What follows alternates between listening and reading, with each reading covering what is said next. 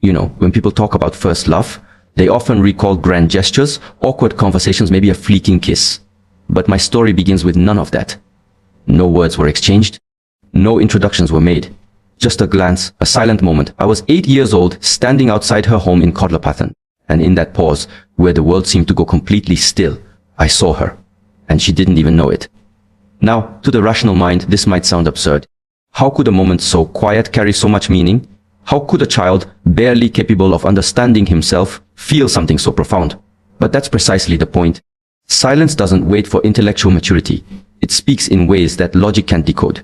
It slips past the rational filter, embedding itself directly into the subconscious. And from that moment forward, my internal world was never the same.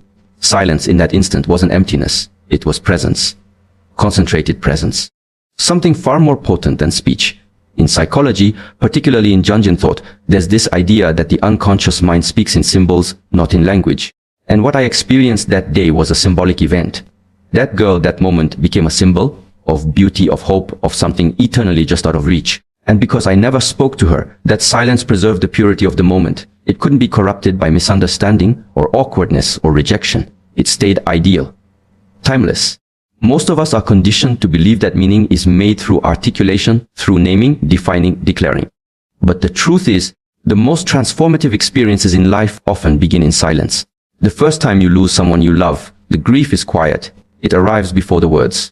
The first time you see the stars and feel genuinely small, you don't talk, you stare. And the first time you fall in love, really fall in love, your mouth fails you. Silence becomes the container of revelation. We live in an age saturated with noise. Social media, news cycles, endless dialogue. Everyone is speaking, very few are actually listening. Even fewer are willing to be still.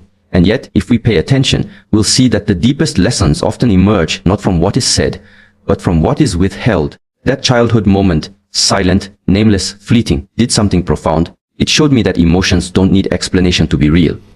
That meaning can exist before interpretation. There's a psychological truth here that which cannot be articulated is often the most formative.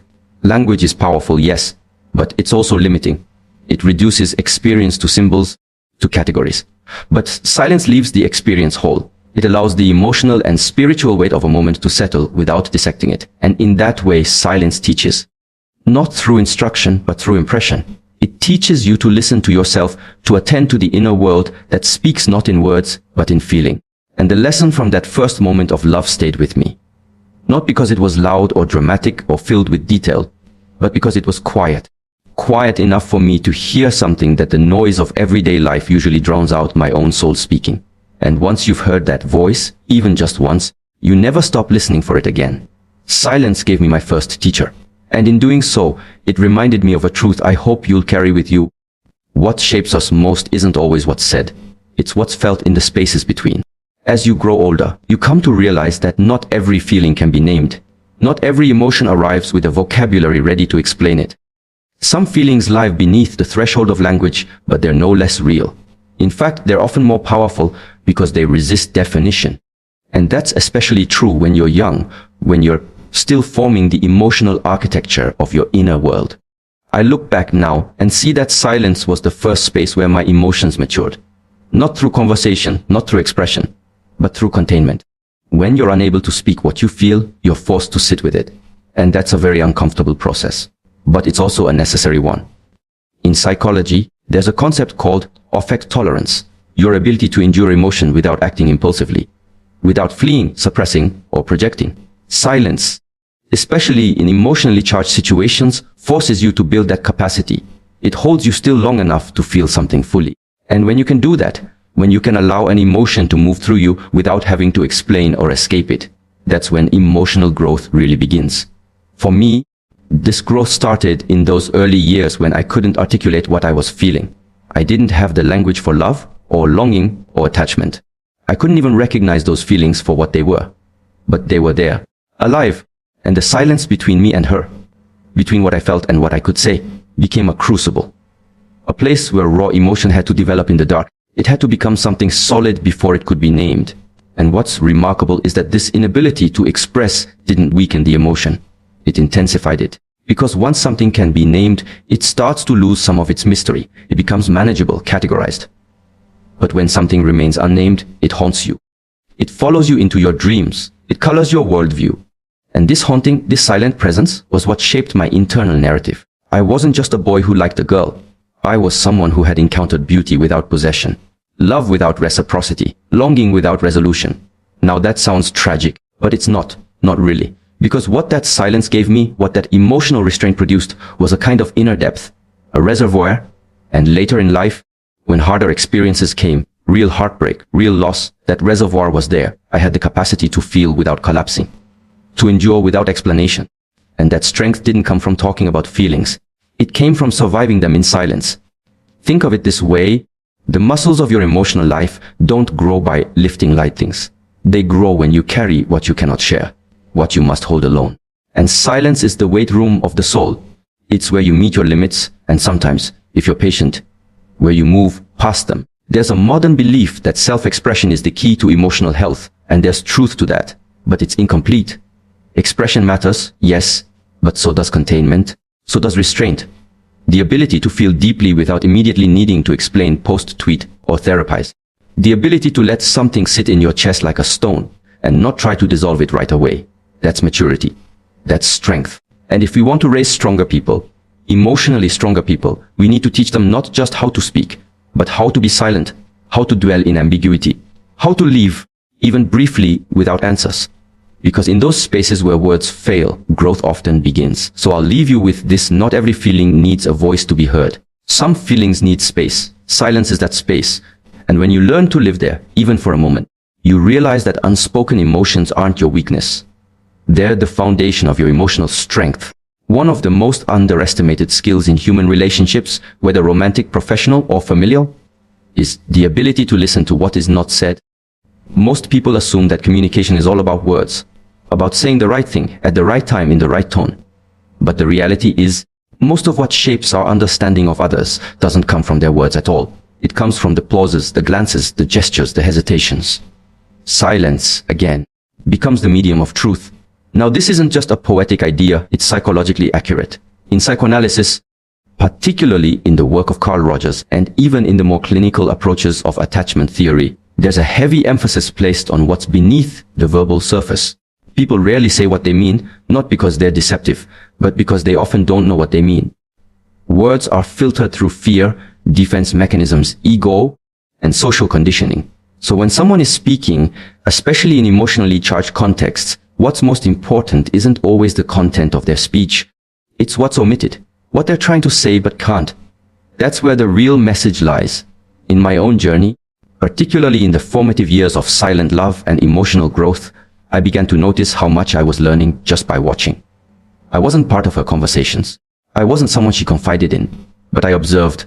And in those quiet observations, a deeper form of listening developed, not to her words, but to her presence, to her mood, to the atmosphere around her. And in that silence, I learned more about her than I ever could have through questions and answers. This ability, over time, refined itself into something incredibly valuable, not just for understanding others, but for navigating the world.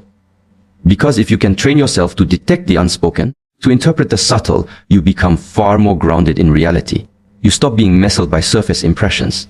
You begin to see when someone is smiling but in pain. When they say, "I'm fine," but their body language screams otherwise. You learn to see beneath the mask. There's a philosophical dimension to this as well. Heidegger, for example, spoke about the world of human existence, not as disconnected minds exchanging information, but as embodied beings embedded in complex, emotional, and often ambiguous realities. And in that space, silence plays a crucial role. It's not absence, it's invitation. Silence invites interpretation, reflection, presence. It tells the listener, pay attention. Something important is happening here, even if it's not being named. Now, obviously, this kind of attentiveness isn't easy. It requires effort. It demands that you slow down, suspend judgment, and cultivate what might be the rarest human virtue today, patience. Because in silence, meaning doesn't arrive instantly. It unfolds. It reveals itself in layers. And that's why so many people miss it, because they're too busy trying to fill the gap with noise. But if you can resist that urge, if you can sit in silence long enough to let someone's deeper truth emerge, you offer something most people never receive: understanding without intrusion, presence without pressure. And that paradoxically can be more healing than any advice, reassurance, or clever response you could offer.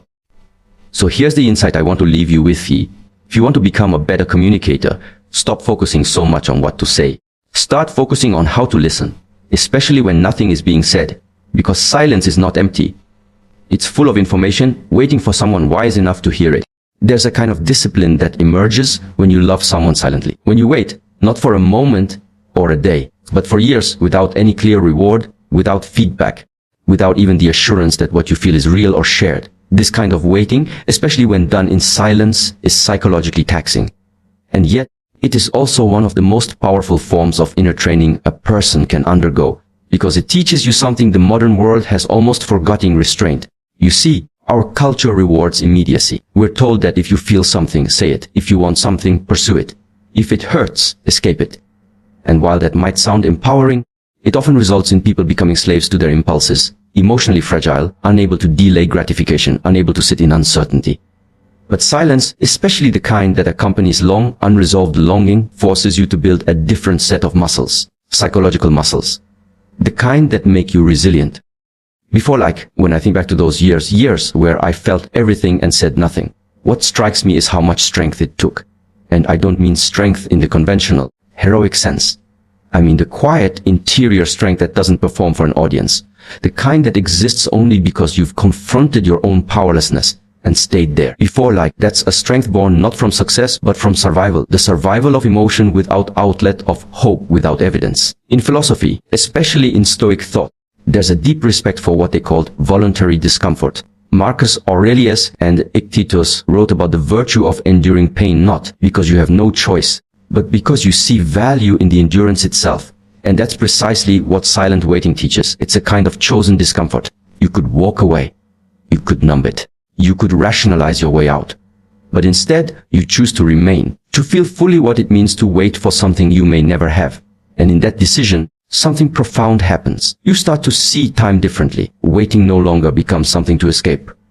It becomes something that transforms you. Every day you hold on without resolution, your emotional endurance increases. Every time you see them, hear their name, remember a moment, and say nothing, you deepen your capacity to carry complexity. You become more stable. Not because life is giving you what you want, but because you've learned to live without needing it. There's also a humility that silence breeds. You begin to understand that you're not entitled to reciprocation, that love, in its truest form, is not a transaction. It's not a contract. It's a condition of the heart that exists independent of outcome. And that humility saves you from bitterness. It preserves the beauty of what you feel, even in the absence of response. Now, to be clear, I'm not glorifying suffering for its own sake. That's not the point. The point is that some of the important personal growth you'll ever experience won't come from fulfillment. It will come from waiting, from holding, from enduring. Before, not out of weakness, but out of strength. Strength that grows precisely because it doesn't demand a conclusion. Before, like. So if you ever find yourself in that space, in the long stretch of silent waiting, don't rush to escape it. Don't assume it's wasted time. Before, like. Because what's happening inside you might be more valuable than anything that could happen externally. You're being shaped, strengthened, refined. And the truth is this: waiting without guarantee is not a weakness. It's a rare form of courage. And sometimes, that kind of courage changes you in ways that certainty never could. There are moments in life, especially in love, in loss, in longing, when silence stops being just the absence of words and becomes something far more profound. It becomes a mirror. Before, like. And what I mean by that is this: when nothing is being said, when you're no longer distracted by the noise of the world or the demands of others, you're left with the only thing that can't be escaped: yourself. Now, that might sound poetic, but it's also deeply psychological. Carl Jung once said, "Who looks outside dreams." Before, like. Who looks inside awakes. And that's precisely what silence forces you to do. It pulls you inward, sometimes against your will, and confronts you with the raw material of your inner life. Your desires, your unfinished business. In noise, you can avoid yourself. In silence, there's nowhere to hide. This is especially true during emotionally intense periods. Think of heartbreak, or the slow erosion of hope in unspoken love, or the quiet grief of missing someone who doesn't miss you back. Those experiences don't shout, they whisper. They settle in your chest like a weight. And in those moments, when words would only cheapen what you're feeling, silence becomes the only honest response. I remember periods in my life where silence wasn't peaceful. It was painful. It echoed. Before, like. It echoed with all the questions I couldn't answer.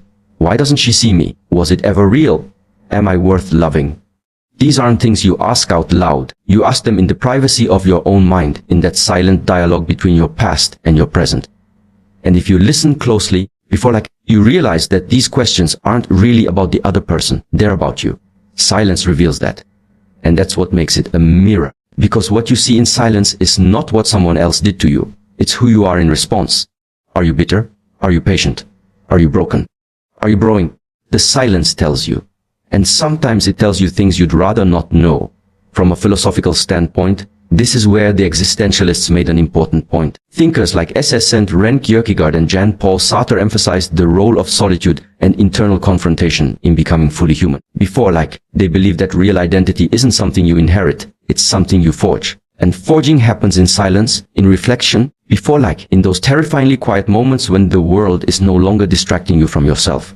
But here's the twisting: that same silence that confronts you also heals you. Because once you stop running, once you sit with the pain, the longing, the questions, you start to find clarity.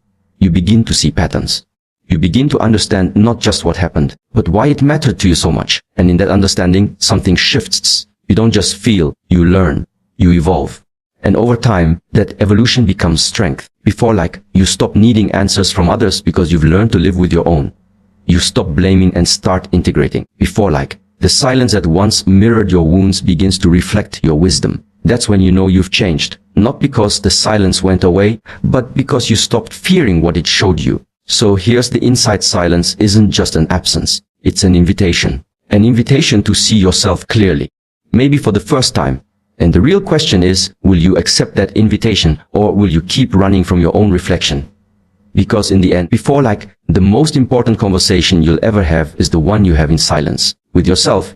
If you stay silent long enough, if you endure the discomfort, the longing, the unanswered questions, you start to notice something remarkable. Clarity begins to emerge, not all at once, not in some cinematic epiphany, but slowly, like mist clearing from a window. You begin to see your emotions more precisely. You start to recognize the difference between what you want and what you need, between what's real and what was merely projection. That's the final lesson silence teaches. It clarifies what matters. Most people live in constant noise, not just external, but internal. Thought loops, emotional reactivity, digital distractions, social validation. All of it creates a fog. And in that fog, we make decisions based on impulse, fear, ego. We chase people who don't value us. We cling to stories that no longer serve us. We run from pain instead of investigating it. Silence cuts through that fog because it halts the motion. It interrupts the narrative. And in that interruption, you finally get to examine things with clean eyes. You realize that what you thought was love might be need, that what you thought was destiny might have been fantasy. And perhaps most important, you start to see that the person you were fixated on isn't actually the key to your fulfillment. They were a mirror reflecting something in you that needed attention. That clarity doesn't come from talking it out. It comes from sitting with it silently until the noise within you settles. There's a psychological principle at play here too. In cognitive therapy, there's something known as decentering. The ability to observe your thoughts and emotions without immediately identifying with them. Silence is a natural training ground for that. Because when you stop expressing everything, when you let the mind play itself out without interruption, you begin to see your thoughts as events, not truths. You develop a kind of internal objectivity. And with that objectivity comes freedom to act wisely rather than impulsively. And here's what's often overlooked. Clarity doesn't mean certainty. It doesn't always bring answers, but it brings alignment. You may still not know what the future holds, but you will know what your values are. You'll know what you stand for. You'll know what wounds you carry and what kind of person you're trying to become despite them. And that's far more useful than pretending to have it all figured out. This is where silence becomes not just a teacher, but a guide. It points you inward, then forward. It tells you when it's time to let go, when it's time to forgive, when it's time to act, and when it's time to simply endure. Without that guidance, we move blindly. With it, we move deliberately. And again, this isn't a comfortable process. It's not supposed to be. Clarity often comes at the cost of illusion. You have to let old narratives die. You have to admit truths you've been avoiding. You have to grow up emotionally, spiritually, philosophically. But if you do that, if you face the silence rather than fleeing from it, you'll come out with something rare, self-possession. And with that, you become someone who's not just reacting to life, but creating meaning in it. So let me leave you with this: clarity isn't found in more noise. It's found in the spaces we're most afraid to enter. Those silent, sacred places where the truth doesn't shout, but waits. And if you're brave enough to go there, before you'll find that silence isn't the end of the conversation. It's where the real one finally begins.